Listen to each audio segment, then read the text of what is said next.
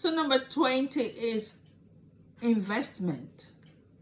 Now you want to achieve success and you think it will just come from the sky? No.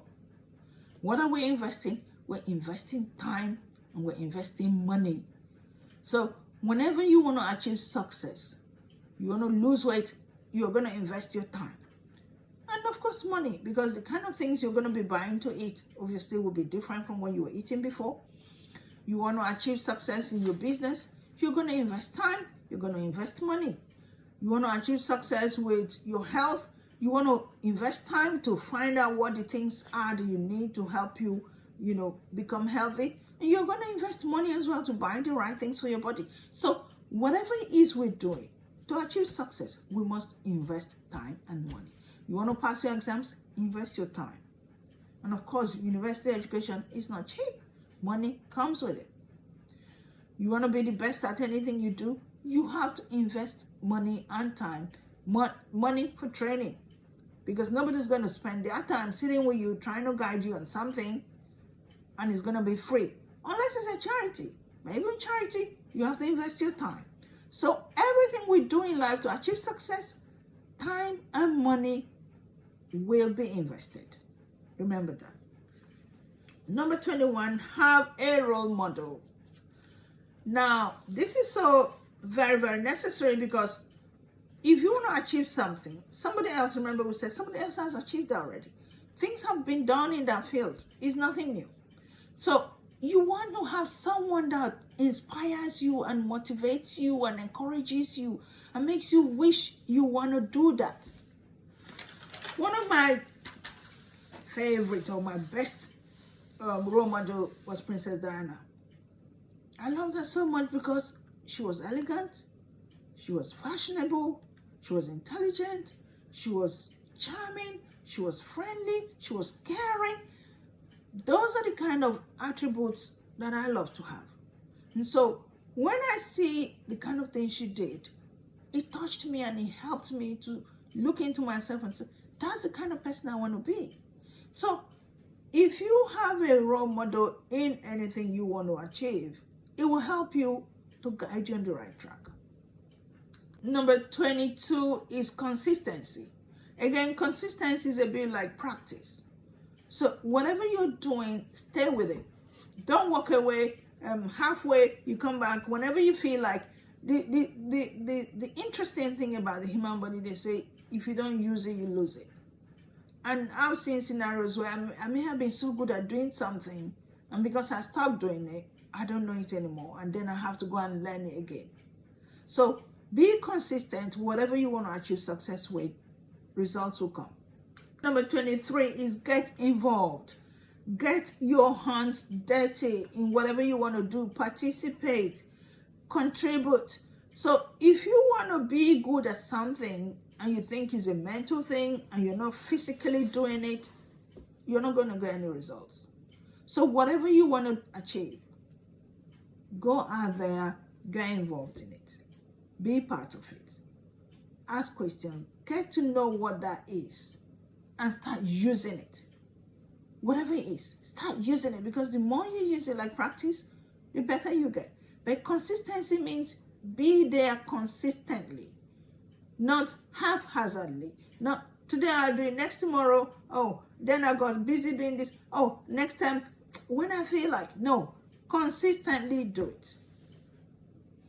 Be a good student. Listen well and learn well. I remember we talked about be willing to learn. This is the same thing, similar. A good student will get in class and put all their mind in that place. You don't get in there and start wandering mentally, and you're physically there and you're not mentally there. A good student will resonate the teacher. The teacher will know that the student is in there, will participate in class, will contribute. And the same thing happens when you go for training. The same thing happens when you're doing what you're doing, because you learn so much, you can put it into action. So if you don't do these things, what are you expecting from yourself? Be ready to fail. That's number 25. Be ready to fail. What do I mean by that? Once you learn something and you put your hands into it, now this is what you shouldn't do to yourself. The first time I do it, it should be perfect. I've seen that with my students, and I have to beg them to please give yourself time to get good at this. Because what they normally say to me, Joy, when you were doing it, it was so easy. How come I don't get it? And you know, with braiding and hair care and all that, it requires a certain way you place your fingers, requires a certain way you do things. And this is where I said, ask questions and allow, take instructions. If you follow that way you were told to do that thing, you get a result. But what then happens is, because they watched you do it, and they watch you do it, and the brain has a weird way of thinking, it knows what it's going to do. Now, what happens when you actually put your hands in is different from what you thought. So that's why it's so important that you should be ready to fail, in the sense of the first time won't be good, second time will not be good too, third time may not be good too. It's not a problem. For as long as you're consistent with it, it will happen. So just keep doing it. Keep at it. It will happen. So that failure is not a problem. Don't worry about failure. Failure is actually the best teacher, because it will show you what you haven't done right. And then as you're doing it, you will learn. You say, oh yeah, I forgot to do this, and I forgot to do that. By the time I keep doing this over and over, it's going to get good. That's one of the currencies of success. Be analytical. That's number 26. I mentioned it in between. Analytical means break it down, understand it, explain it to yourself first. This is one of my little tricks when I'm studying or when I'm doing anything. How do I explain to myself what I am doing? And I remember when I used to work long time ago, some job I was doing in telecoms, and I remember one of my colleagues, he always says to me, tell me as if I'm a 2-year-old. So imagine you're explaining something to a 2-year-old. How do you break it down so the 2-year-old can understand? Imagine that you're dealing with a 2-year-old who has no clue what you're talking about. Break it down to that person. That's being analytical. How do you break it down so it makes sense? So everything you're working with, analyze it yourself. Again, from analysis, you will understand that most times when they say to you, sleep in church, pay tithe, do this, do that, pour holy water, you have to ask yourself, how does that change anything? How does that work with my faith? How does that make God answer me? How does sleeping in church make God answer me faster than me even being in my house and praying?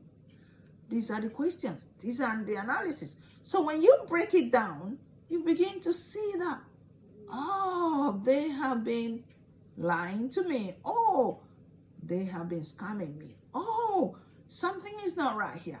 Analysis is so important in everything you're doing. When you analyze it well, success is at the corner. 27, gratitude. Gratitude. Whatever you're doing, as you're getting it, be grateful. Be appreciative. Pat yourself on the back. We've done well in this one. But you see, once you begin to imbibe these currencies of success into your life, you're going to find out that you are going to be indestructible. You're going to be a great achiever. You're going to be one who knows what you want, and you're going to go for it. So I'm going to leave you here today, and I hope I've been able to contribute something exciting to your life. Share. That's one of the best things we can do to ourselves. We need to support each other to grow. And that's why I do what I do. I want to support as many people as possible. And so if we begin to share what we know with others, they will also learn and we'll have a better world. So see you next Wednesday.